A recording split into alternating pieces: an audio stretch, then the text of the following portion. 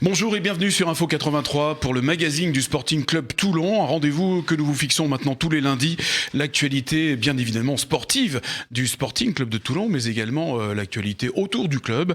Un magazine, une demi-heure environ, un peu plus si il va nous arriver de déborder certainement. Je pense qu'aujourd'hui, ça va être le cas avec nos invités. Tout d'abord, Jean-Marc Ferreri, qui est le manager général du club, du Sporting Club de Toulon. Pardon. Bonjour Jean-Marc et bienvenue. Salut Thierry, salut Yves. Alors on se tutoie hors antenne, on va se tutoyer également à l'antenne. Ouais, c'est mieux. C'est mieux, on est plus à l'aise comme ça. Tranquille. Comment vas-tu Jean-Marc ? Tout va très bien. Bon, alors on parlera bien évidemment du club, du Sporting, on viendra sur ta carrière avec notre deuxième invité, qui est un journaliste émérite, un grand reporter, qui a traîné ses chaussures, ses chaussettes, ses shorts également, pas plus, sur tous les terrains du monde. C'est Yves Mérens, journaliste, ex-journaliste Nice Matin, Var Matin. Bonjour Thierry. Bonjour. Alors là pareil, on se tutoie dans la vie, donc ça va être très... C'est compliqué de tutoyer un garçon qui a été champion d'Europe, qui a été international. Bon, c'est un grand joueur quand même. Oui, c'est déjà une passe décisive. Pas mal. Je signalerai d'ailleurs Yves que tu as été aussi champion d'Europe des journalistes, bien sûr, puisque tu as suivi ces équipes, notamment je suppose... J'ai eu cette grande chance. Ouais. Voilà, en 84 aussi, tu étais présent lorsque Jean-Marc a décroché son premier titre international. Absolument. Voilà, donc on y reviendra tout à l'heure. L'actualité du Sporting pour commencer. Alors il n'y a pas eu de match, mais il y a quand même une actualité. 7e journée, donc sans match pour le Sporting. La rencontre à Martigues a été annulée pour des raisons de Covid. Effectivement, plusieurs cas ont été détectés au sein de l'effectif du FC Martigues. Donc la rencontre initialement prévue samedi dernier à 18h a été reportée à une date ultérieure. Pour l'instant, on ne connaît pas la date de ce report, Jean-Marc. Non, c'est bien dommage parce que ça fait quand même plusieurs matchs où il y a ce problème-là. Avec déjà, contre la réserve de l'OM, on devait jouer il y a quelques semaines. Il y a eu des cas de Covid également du côté marseillais. Et là, bis repetita. Donc c'est vrai qu'il faut s'habituer avec ce virus, mais c'est pas facile pour tout le monde. Alors entre les matchs à huis clos, dont le dernier aura lieu ce mercredi face à l'OM à 20h à Bon-Rencontre, le report également, on vient d'en parler. Comment fait-on pour conserver la concentration des joueurs, Jean-Marc ? Compliqué, même on le voit avec les pros aussi. C'est vraiment puis jouer dans un stade vide, c'est pas le football évidemment. Moi, j'ai commenté il y a quelques semaines un Pays-Bas-Italie, Amsterdam, dans un stade mythique et le Johan Cruyff Arena Stadium. À huis clos, je peux te dire que c'est l'enfer. Même à commenter, c'est vraiment une aberration. Et puis pour les joueurs aussi, la motivation évidemment est plus difficile à trouver, mais c'est comme ça, il faut vivre avec ce Covid pour le moment. On va revenir bien sûr au Sporting, mais puisque tu abordes le sujet, Jean-Marc, en tant qu'observateur et commentateur, tu viens de le dire, et toi, Yves Mérens, en tant qu'observateur, justement, c'est pas les mêmes matchs, ces matchs à huis clos. Non, absolument. Il manque absolument la moitié du spectacle, quoi, parce que dans les tribunes, c'est toujours extraordinaire, les supporters sont bien organisés, puis il y a une ambiance. Là, on a l'impression de jouer vraiment dans une cathédrale. Il y a rien, quoi. Moi, je suis vraiment choqué par le spectacle sportif en général, parce qu'il n'y a pas que le football qui est touché, tous les sports. Regardez, même le Tour de France, ils ont interdit le public dans les clubs. Il y a eu quand même un peu de monde sur, un petit peu, sur mais les routes. C'est pas la même ambiance. En plus, ils l'ont décalé. C'était même pas au mois de juin. Donc, non, franchement, le sport pâtit vraiment de ce phénomène de santé publique. Et on ne retrouve pas le même football sur le terrain également. Les joueurs, c'est pareil, je suppose, qui ont le même ressenti. Alors, ça dépend des clubs aussi. Quand tu joues au Stade Vélodrome, où il y a 65 000 personnes normalement, il n'y avait que 1000 contre Metz. La problématique n'est pas la même quand tu joues contre Brest, où il y a 5000, ça fait déjà la moitié pratiquement du public habituel. Donc c'est vrai que les gros clubs avec des gros stades sont évidemment beaucoup plus pénalisés. On va regarder, alors comme il n'y a pas eu de match pour le Sporting, on va revenir au Sporting parce que c'est ce qui intéresse bien sûr ceux qui nous regardent, bien que vous êtes tout à fait intéressants messieurs, je le rappelle, pas me faire des ennemis quand même. Donc on va regarder le tableau des résultats. Il y a quand même eu des matchs, ce week-end si Jean-Marc veut les commander, et Yves également les commenter, pas les commander.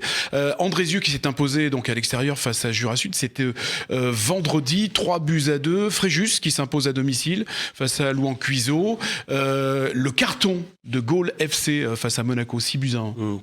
Ça c'est quand même une surprise parce qu'avec le président et Claude Joy, on est allé voir le match Gaulle FC à Aubagne. chez mon pote Marcel Dib. Et c'est vrai que j'avais pas vu une très grosse équipe de cette équipe de Gaulle FC. C'est vrai qu'aussi Chris, qu'on a vu après le match, nous disait qu'il manquait quand même 3 défenseurs titulaires. Mais à part un attaquant qui m'a fait une grosse impression, j'ai pas vu une très très belle équipe. Donc c'est vrai que ce score est un peu surprenant après la défaite d'Aubagne. Aubagne qui marque beaucoup de buts, qui est aussi une équipe sérieuse, qui peut être un outsider de ce championnat. Et puis Fréjus qui confirme qu'ils ont quand même du matériel, une bonne équipe, même s'ils avaient perdu la semaine dernière. Mais c'est un groupe encore une fois très très homogène et très compliqué. On voit qu'il n'y a pas d'équipe qui se détache et il y a vraiment un bon coup au jeu aussi, je pense, pour nous cette saison. Yves, tu suis ce championnat national 2 ? Je vais être très honnête. Je suis un observateur traumatisé parce que je pense que Toulon n'a rien à faire à ce niveau-là. Moi, je pense que Toulon, c'est minimum la Ligue 2 et pourquoi pas très vite la Ligue 1. Donc, je suis encore traumatisé par toutes ces années de défaites, de descentes, de non-montée. Donc, j'ai du mal à m'intéresser au Sporting. Et pourtant, Dieu sait que j'aime le Sporting et que j'y ai passé de formidables années. Réponse, Jean-Marc ? Oui, Ouais. je comprends. On y travaille. Beaucoup de supporters à Toulon. C'est une hérésie, effectivement, de voir une ville aussi importante que Toulon être en N2. Ça, c'est... Tout le monde a hâte de voir, évidemment, cette équipe en professionnel. Il y a des supporters qui sont extrêmement nombreux et qui sont tout le temps derrière le club. Donc, il y a un bel outil de travail avec ce stade Beau-Rencontre qui est magnifique. Donc, il y a vraiment tout en place pour remonter. Malheureusement, en national, on s'est un peu planté. Donc, il va falloir vite remonter avec cette saison qui est déjà capitale. Moi, j'ai connu, Thierry, le football en première division. Il y avait plus de monde au football qu'au rugby. Et je vous rappelle que le record du Mayol de l'époque, il est tenu par les footballeurs et pas par les rugbymen. Donc il y a un vrai public de footballeurs à Toulon. Il faut vite retrouver ça. On l'a vu avec les matchs de la montée. Le jour de la montée, les 2 derniers matchs, les 3 derniers matchs à domicile, on a fait 6-7 000 personnes. Donc c'était magique, il y avait une ambiance fabuleuse. En Ligue 1, des fois, il n'y a pas autant de monde.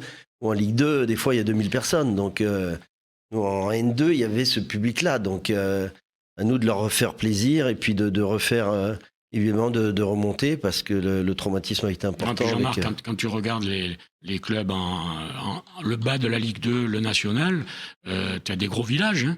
Donc nous, il faut quand même arrêter de faire des complexes. C'est quand même la 13e agglo de France. Il y a 400 000 habitants sur l'agglo. Donc qu'est-ce qu'on fait en National 2 quoi? Je veux dire, là, il faut que ça remonte très vite. Alors bon, j'espère qu'avec des garçons comme Jean-Marc, on va le faire. Mais il faut pas perdre de temps. Quoi. Ça fait trop longtemps qu'on est à ce niveau-là. Justement, Jean-Marc, avec ce début de saison, ces 6 matchs qui ont eu lieu cette saison, comment tu sens cette saison? Si toutefois on peut déjà se projeter, c'est un bon démarrage si on devait faire un pré-bilan avec ces 2 victoires, 2 défaites, un nul. On est dans les clous parce qu'il y a eu ces matchs. Si tu gagnes contre l'OM, mettre 3 points de plus, ça change tout. Je crois que ce match est très important. Aucune équipe vraiment est au-dessus, je trouve, moi, dans le championnat, même si Fréjus a fait des belles performances, mais ils ont perdu aussi à Rumilly. Ils ne sont pas non plus impériaux. Aubagne, c'est la même chose. Donc, les équipes de tête, pour le moment, il n'y a aucune équipe qui se détache vraiment. Donc, nous, à nous de gagner nos matchs en retard, pour se remettre dans la tête du classement. Ouais, d'autant plus qu'on va le regarder justement, le classement donc à l'issue de la 7e journée. On voit que Martigues a cédé son fauteuil de leader à Mondor-Azec, enfin à Gaulle FC, puisque c'est devenu maintenant le Grand Ouest Association Lyonnaise FC. Donc 14 points. Finalement, il y a 2 matchs en retard maintenant pour Toulon. On est pratiquement si tu sais bien compter, oui, ça fait 13. Si tu gagnes Martigues et si tu gagnes l'OM, on serait à 13 points, donc à un petit point du leader. Donc, ce qui est extraordinaire quand même, quand tu regardes le National 2 d'aujourd'hui, tu as Chris qui est entraîneur de cette équipe, tu as Jean-Marc Ferreri qui a d'immenses compétences au Sporting, tu as Jean-Guy Valem qui était un joueur de première division, donc le niveau devrait vite monter quand même, parce que c'est des grands joueurs qui sont là, quoi. Effectivement, on regarde à nouveau donc le classement. Toulon, donc 7e. Alors moi, je mettrais plutôt Toulon à la 7e place parce que je pense qu'il y a une petite erreur sur le classement, la différence de but. Jean-Marc, je ne sais pas si tu es d'accord avec moi. Je vois que Monaco avec moins 6 est placé à la 7e place. Et donc c'est bien Toulon avec ces 2 points qui à la différence de but. C'est pour rester caché en embuscade. Voilà, on l'a mis à la 10e place, mais bon, c'est pas le vrai classement. Donc Toulon est 7e à la différence de but avec 2 matchs en retard. L'OM, alors justement, ce prochain adversaire, ça sera toujours pour rester dans l'actu du Sporting. Prochain adversaire, l'OM qui est dans la zone rouge, 14e, avec 4 points. Ce match, c'est le match qu'attendent les supporters. Oui, malheureusement, ils ne sont pas là. Ouais. Mais il faut effectivement leur faire plaisir parce qu'on a raté un peu notre match face à Fréjus. Donc il faut absolument battre cette très jeune équipe de l'OM que je connais bien puisque Philippe Anziani est un ami, celui qui entraîne cette équipe avec Maxence. Lui aussi, Philippe Anziani. Avec Maxence ça revient Lachez. petit à petit, Yves, ça revient. Avec Lachez qui est son adjoint et Laurent Spinozzi aussi. Lachez qui a joué longtemps à l'Olympique Lyonnais. Donc c'est un trio aussi et qui a vraiment connu le très haut niveau et la Ligue 1. Mais Philippe me disait qu'ils avaient vraiment une équipe extrêmement jeune avec des fois des joueurs de 17 ans qui jouent. Donc on s'est planté à Monaco avec une équipe extrêmement jeune. On n'a pas réussi à remporter ces 3 points. À nous de faire le travail mercredi. Ça a été vraiment un non-match à Monaco. Oui, pourtant c'est pas une planté, le mot est fort. Et c'était pas une grosse équipe. La première mi-temps était très fermée. Ça valait vraiment un 1-0-0. Malheureusement, on a pris ce but. Et puis en deuxième mi-temps, on a fait en supériorité numérique. On a eu des occasions d'égaliser. On ne les a pas mis au fond. Et après, on s'est fait punir sur un contre. Mais c'est pas une grosse équipe de Monaco avec une équipe très jeune que j'ai vue ce soir-là. Je vois que les années passent et rien ne change. C'est-à-dire que le championnat à ce niveau-là est faussé par les réserves pro. Parce que des fois, ils vous alignent une équipe extraordinaire. Des fois, il n'y a que des gamins. Depuis des années, on dit qu'il faut faire un championnat des réserves et laisser les clubs semi-pro entre eux. Mais ça évolue pas, quoi. La Fédé ne change pas là-dessus. Voilà, donc il faut reporter cette réclamation, Yves Mérins. Ça fait 25 ans qu'on en parle. Donc, réserve de l'OM qui a failli descendre la saison dernière déjà. Ils se sont maintenus extrêmement limite. Jean-Marc et Yves Mérins, on va clôturer cette partie sportive pour le Sporting avec le 3e tableau, le calendrier. Donc la prochaine journée aura lieu le 10 octobre. Alors je rappelle bien sûr le match en retard ce mercredi à 20h à Ban-Rencontre face à l'OM, avec une victoire à la clé. En tout cas, on l'espère, tous les supporters l'espèrent. Donc le 10 octobre, le Sporting ira chez l'avant-dernier, Marignane-Gignac. On les recevra. Toulon-Marignane. C'est Toulon-Marignane. Eh ben, écoutez, oui, c'est vrai, en plus, et je l'ai devant les yeux. Donc, c'est une erreur de ma part, mais à culpa. Donc, ça sera, cette fois-ci, le huis clos est terminé. Donc, ce sera avec les supporters. Encore un entraîneur de Ligue 1, Patrice Hérault, qui entraîne Marignane. Faut que je mette ma liste à jour. Il y en a quand même beaucoup. Ouais. C'est dire si c'est bien, ce niveau de N2 est relevé. C'est bien que les anciens pros bien sûr. s'impliquent comme ça dans les clubs. On est là pour aider justement tous ces jeunes et leur donner tous les conseils qu'on a nous acquis pendant toutes ces années de football. Je me demande si vous ne devriez pas rejouer d'ailleurs. Ouais. Ça serait compliqué. Ça va plus vite, ça va vite maintenant. Combien de temps, Jean-Marc, si tu devais rejouer aujourd'hui, tu tiendrais sur la pelouse? Les 90 minutes ou 3 minutes. Non, mais je joue avec les anciens quand même. J'ai pas complètement arrêté. Mais c'est pas le même rythme, c'est pas la même intensité. Les anciens de l'équipe de France de temps en temps, non, ça va à 2 à l'heure. Ça va à 2 à l'heure maintenant. Mais même à 2 à l'heure, on arrive à se claquer. Non, mais ça se voit pas parce que comme vous allez tous à 2 à l'heure, donc c'est la vitesse normale. C'est ça. Bon, mais imagine Jean-Marc tirer 3 ou 4 coups francs dans un match. Moi, je mettrais bien une pièce là-dessus quand même. Ouais, c'est l'homme au nombre de buts. J'ai calculé. Marque quelques buts encore avec les vieux. Je sais, oui. C'est énorme le nombre de buts que Jean-Marc a marqué. Donc, effectivement, le Sporting recevra donc Marignane-Gignac. Les supporters seront là cette fois. C'est un derby. Voilà, un derby qui n'est pas très bien classé avec Patrice Hérault, évidemment. Donc ça va être un beau match. De toute façon, c'est la poule la plus difficile, le N2, la poule sud, c'est vraiment l'enfer. On sait qu'il y a 7 ou 8 derbies, donc il n'y a aucune autre poule qui a des matchs comme ça. Donc c'est tendu, évidemment, c'est serré. Jean-Marc, l'équipe à battre. Je me remets à jour. L'objectif de cette année, c'est vraiment de remonter. Oui, bien sûr. Il y a eu ce traumatisme de la saison dernière. Il y a eu des nouvelles recrues qui sont arrivées, donc il faut aussi évidemment un temps d'adaptation, de nouveaux coachs. Donc même si Luigi est là depuis très longtemps, donc il faut vraiment, les objectifs sont évidemment clairs, c'est la remontée. avec ces matchs. Vous les prenez, je suppose, les uns après les autres, hein, donc à chaque jour suffit sa peine. Voilà, c'est ça. Tu pourrais être ancien joueur, toi. Oui, j'en ai appris à force d'interviews. Les uns après les autres. Voilà, effectivement. Et nous aurons également entre-temps la Coupe de France. Ça sera le dimanche 4 octobre. Le Sporting affrontera pour le 4e tour donc l'US Cuers Pierrefeu qui évolue en Régional 2. C'est un objectif, la Coupe de France, c'est quoi? C'est encore un derby. C'est encore Il n'y a pas beaucoup de frais de déplacement. Il va se jouer où ce match d'ailleurs? En principe, il est prévu à l'extérieur.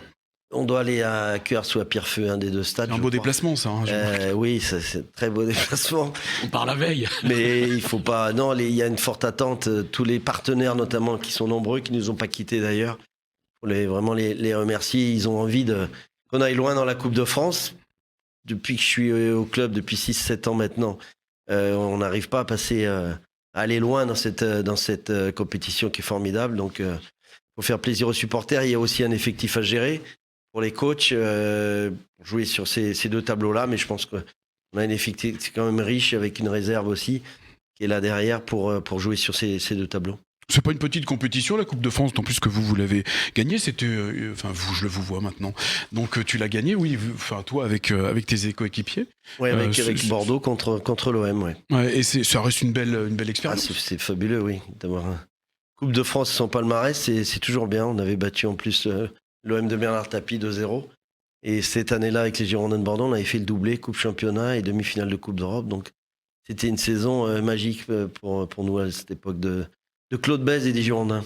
Allez, merci pour la transition, Jean-Marc Ferreri. On va passer à la partie magazine. Et cette partie magazine, elle est consacrée donc à Jean-Marc Ferreri. Jean-Marc Ferreri qui est né le 26 décembre.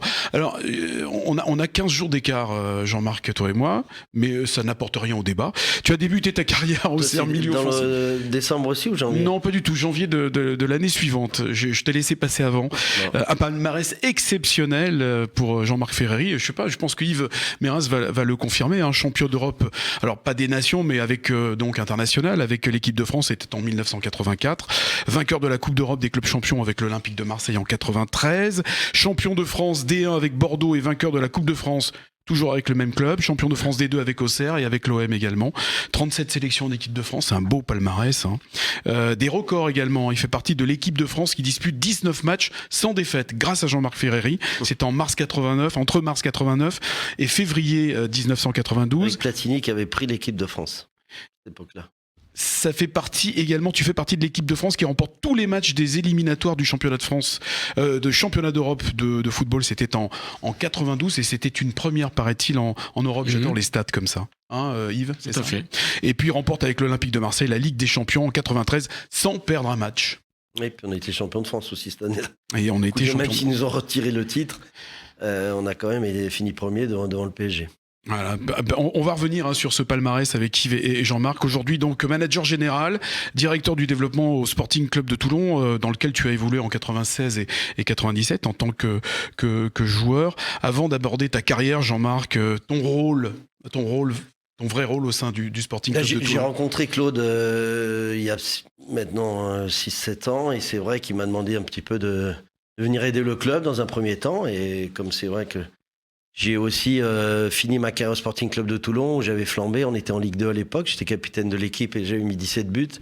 Et donc je restais sur vraiment une belle image au Sporting. Et surtout, c'est un club qui m'avait beaucoup apporté. Donc j'ai voulu un petit peu... Tu es très attaché à ce club. Oui, très attaché. Même quand on était en CFA2, j'étais là tous les samedis pour venir être aux côtés de Claude et puis apporter évidemment tous mes conseils d'anciens pros dans ce club qui a été quand même un club légendaire, un club mythique, hein, où énormément de grands joueurs sont passés, hein, les Roland Courbis, les David Ginola, les Bernard Pardo, enfin ça a été un club... Des Lyonis. Des Lyonis, c'était vraiment un club mythique. Quand on jouait le Sporting Club Toulon, c'était quelque chose.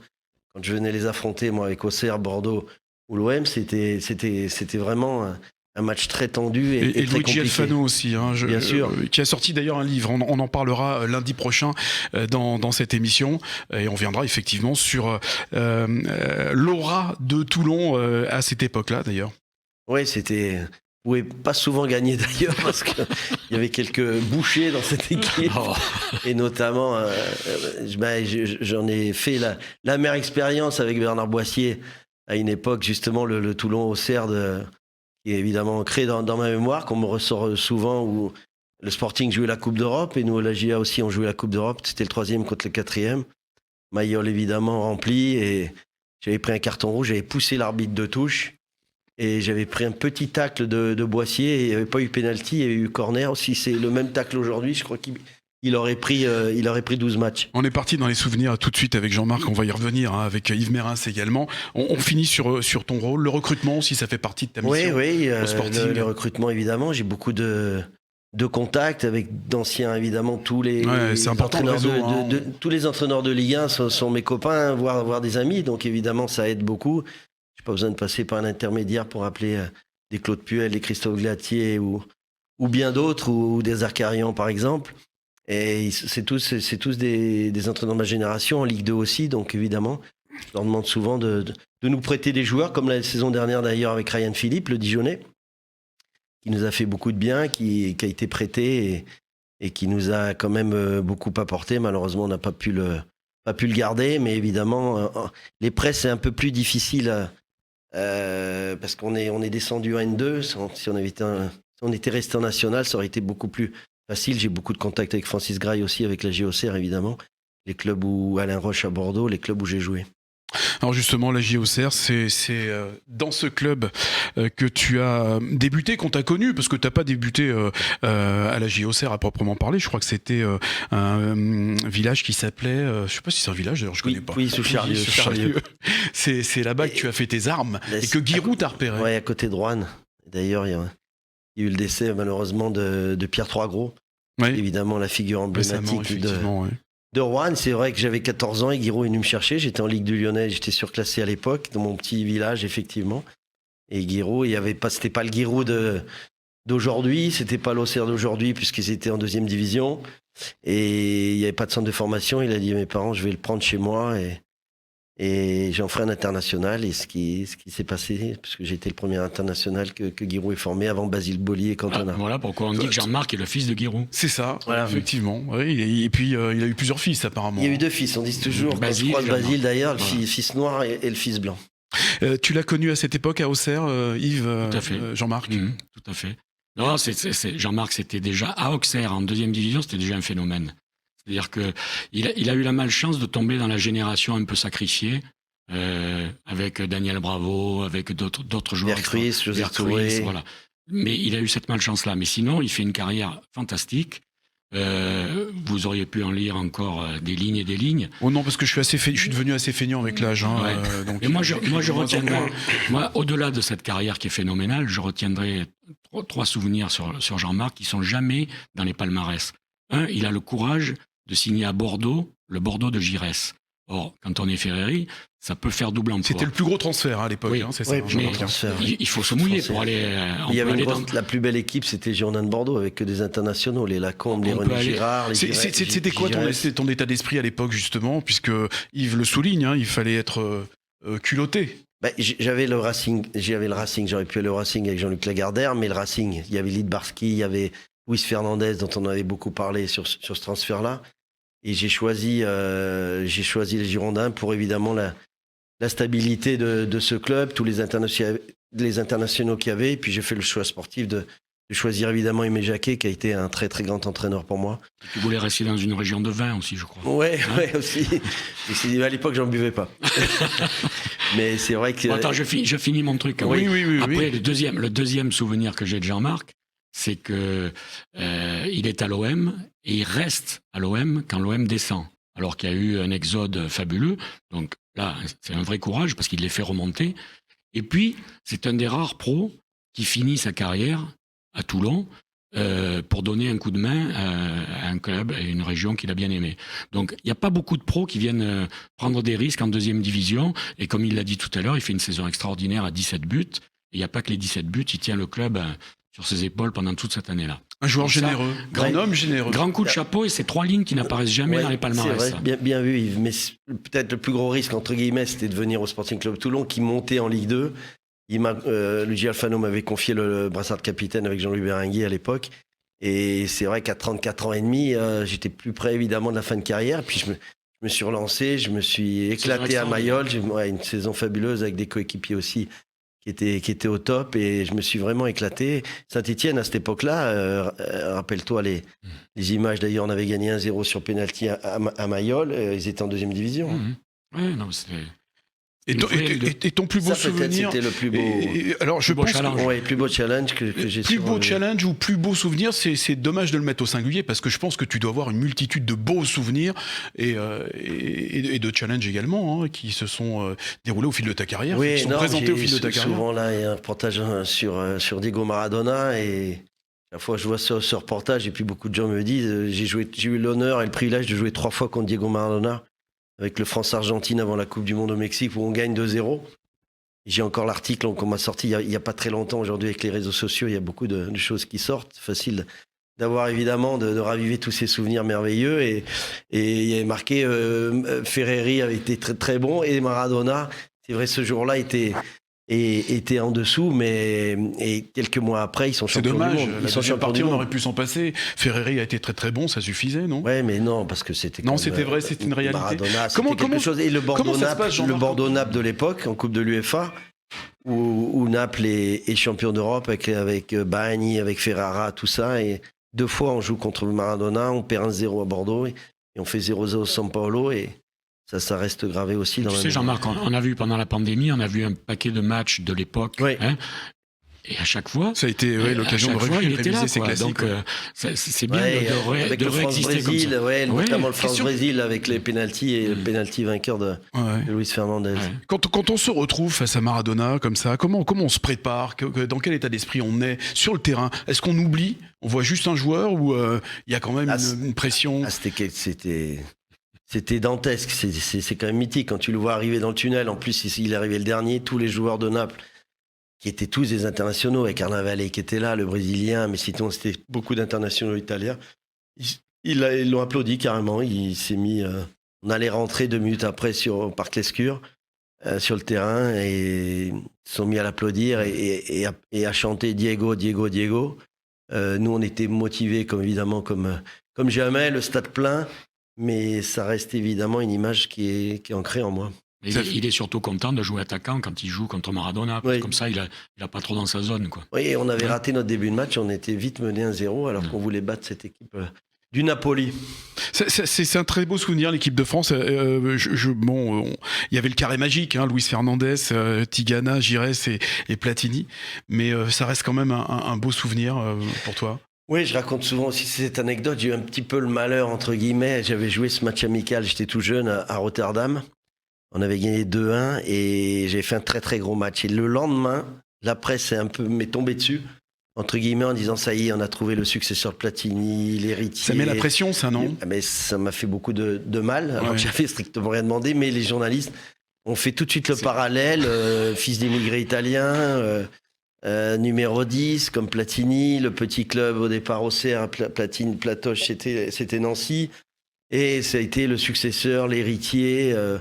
Donc j'ai des pages entières, des magazines entiers chez moi qui relatent ça, et à la limite ça m'a fait plus de mal, et je n'ai cessé de dire après ce match et pendant toutes ces années, non, on n'a pas le même jeu, arrêtez de me saouler, la comparaison était très très flatteuse pour moi, mais ça m'a fait à la limite plus de mal. Réaction Yves Maras. C'est rare d'entendre ça, de dire la presse m'est tombée dessus alors qu'elle l'a encensé. Oui. D'habitude, c'est toujours l'inverse, quoi. Là, c'est bien d'entendre ça une fois quand même. Ça a été tellement le successeur, l'héritier. Oui, mais comment ça se traduit ? Et ça m'a fait plus de mal. Quand tu vois ça fait plaisir. Ça fait plaisir immense, mais j'étais un tout petit joueur, moi, par rapport à Platini. Donc ça monte à la tête. J'étais la star d'Auxerre, qui était un village, entre guillemets, qui était un petit club. Platini, c'était le meilleur joueur d'Europe, voire le meilleur joueur du monde à cette époque-là. Il jouait à la Juventus de Turin, il avait tout gagné. Donc j'avais 20 ans, On n'est pas préparé. Non, pas du tout. Et Daniel Bravo a vécu la même chose. C'était un peu... Oui, mais on l'a pas comparé avec Platini, Daniel. Ni José Touré, ni Philippe Vercluys, qui étaient qui étaient les 4 numéros 10. Moi, c'était vraiment... Alors, le parallèle, je pense aussi, famille d'immigrés italiens. Alors justement, t'avais 20 ans, t'étais tout jeune, on n'est pas préparé lorsqu'on vit ça. Aujourd'hui, quand tu vois les jeunes comme Mbappé, par exemple, qui sont des stars déjà depuis l'âge de 17-18 ans, ils savent gérer tout ça. Je sais pas, c'est compliqué. Moi, j'ai vécu un peu la même chose que Kylian, parce que je suis arrivé à 18 ans et demi en équipe de France. En plus, aujourd'hui, il y a beaucoup plus de télévision, et beaucoup plus de médias. Ils ont tous sont très, très entourés au niveau de la communication. Donc, on vit une autre époque. Donc, je pense que ça doit être encore plus compliqué à gérer dans notre époque actuelle. Dans les plus, il y a aussi l'argent. Mbappé, aujourd'hui, il gagne... je sais pas, 50 fois, 100 fois ce que tu gagnais au même âge. Ouais, c'est clair. Donc, je pense que c'est là le plus gros danger, il est là, c'est l'argent. Comment tu gères autant d'argent à 18 ans? Alors, le joueur lui-même, c'est déjà compliqué, mais après, tu as tout son entourage qui tu as les 15 agents, les 18 avocats qui tournent autour, on va les forcément... promoteurs immobiliers, ça fait du monde. Et tout le reste. On va forcément enfoncer des portes ouvertes, mais c'est fou quand même ce qui se passe aujourd'hui, c'est trop. Ah bah c'est indécent. Oui, c'est beaucoup trop. C'est beaucoup trop.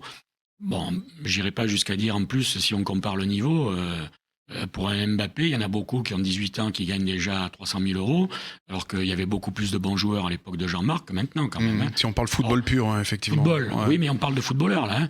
Après, s'ils sautent plus haut, s'ils courent plus vite et plus longtemps, ok. Mais à un moment donné, il faut quand même jouer au football. Et à un moment donné, le meilleur ami, c'est le ballon. C'est pas d'aller vite et puis tirer à côté, quoi. Donc... moi, j'ai un peu la nostalgie de cette époque-là, quand même. C'est normal. Alors, Jean-Marc, on va clôturer cette émission. Bien sûr, il faut que ça s'arrête, mais on aura l'occasion de vous réinviter tous les deux, puis d'autres. Également, on fera une plus grande émission, un plus grand débat, justement, autour du football, la façon dont aujourd'hui vous appréhendez le football d'aujourd'hui, puis tel que vous l'avez vécu. Jean-Marc Ferreri, c'est également un commentateur, pour le groupe M6, avec Denis Balbir, qui me rencardait, moi, sur ce qui se passait, puisqu'à l'époque où je commentais les matchs de l'OM pour une radio régionale, j'avais pas d'écran de contrôle, Yves, je sais pas si tu te souviens, et donc je me tournais vers Balbir qui me disait, lui bien sûr avec ses écrans, qui me disait s'il y avait penalty, pas penalty, faute, pas faute. Beau duo quand même avec Denis Balbir. Ouais, c'est gentil, mais c'est pareil, ce rôle de commentateur, au départ c'était en 98, donc ça remonte à 22 ans, j'étais parti pour faire un match, et 22 ans après, je commente toujours les matchs. Donc, effectivement, je prends beaucoup de plaisir. Puis là, la Ligue des Nations, je vais à Wembley. On va à Wembley faire Angleterre-Pays de Galles le 8 octobre. 4 jours après, je fais l'Allemagne à Cologne, à Mannschaft. Donc, c'est des matchs, des stades mythiques. Le match à Amsterdam, c'est des stades fabuleux. J'ai la chance de faire ça depuis de nombreuses années. M6 aussi, l'Euro, on a fait tous les Euros, que ce soit l'Euro 2008, 2012, 2016. Avec ce fameux France-Portugal. Donc, c'est des moments effectivement très importants. J'ai fait ça pour m'amuser au départ, mais ça fait quand même 22 ans. Tu l'écoutes, Yves, avec Balbir Ah oui, on peut pas ne pas l'écouter. Quand il commande, en plus, c'est que des grands matchs, donc c'est sûr. Mais moi, ce que j'aimerais lui dire aujourd'hui, les yeux dans les yeux, c'est que c'est beau, ces grands stades, tout ça. Il faut que tu remontes le Sporting à un très bon niveau. Je vais te dire pourquoi, Jean-Marc. Ouais. À cette époque du Sporting, mon fils avait 13 ans, 14 ans. Il était copain avec les enfants de Delio et de Roland. Et c'était les mascottes du club. Et ils ont vécu ça. Mon petit-fils, maintenant, qui a 14 ans, il peut pas avoir ça. Il faut qu'il aille à Marseille, il faut qu'il aille à Nice, il faut qu'il aille à Monaco. Redonne-lui du football à Toulon. C'est vraiment le vœu le plus cher que je puisse faire. On va tout faire. Je me donne à 100% depuis déjà de nombreuses années, mais c'est vrai qu'il y a tellement une attente comme ce que vient de dire Yves, c'est touchant. Mais on veut vraiment redonner du bonheur à tous ces supporters qui le méritent et puis faire remonter ce club, toute la ville, le maire en premier lieu. Hubert Falco attend ça et on va tout faire pour remonter. Et puis là... j'espère qu'en national, on va faire ce qu'il faut. Il y a un nouvel adjoint au sport très motivé. Oui, et qui connaît très très bien le football. Toulon et ses supporters attendent le football, le Sporting en tout cas, au niveau le plus haut. voire même plus. Européen, ça serait bien, mais on va pas Déjà, faut rêver pas trop brûler vite. les étapes. Déjà, Ouais, international, on prend les maintenir et matchs, jouer la Ligue 2 très vite. Jean-Marc, on prend les matchs les uns après Les uns après les autres. Voilà. La vérité du terrain n'est pas... Voilà. Merci en tout cas Jean-Marc Ferreri, merci Yves Mérins, qu'on aura le plaisir de retrouver ici. Voilà, merci Plaisir en tout cas. partagé. Plaisir partagé. Info Club, félicitations aux U19 nationaux pour leur qui ont belle fait une victoire 2-0 voilà, sur la Béziers. pelouse de Béziers. Effectivement, but de Di Sant'Antonio et Boulama également. Je vous rappelle un stage également donc au Sporting du 26 au 29 octobre pour les catégories U10 U13, donc joueurs nés entre 2008 et 2011, préinscription au club si vous êtes intéressé, entre 13h30 et 17h. Très important nos U19 nationaux, parce que c'est eux qui... il faut former des jeunes. Morgan C'est l'avenir. Guilavogui, on a eu beaucoup de...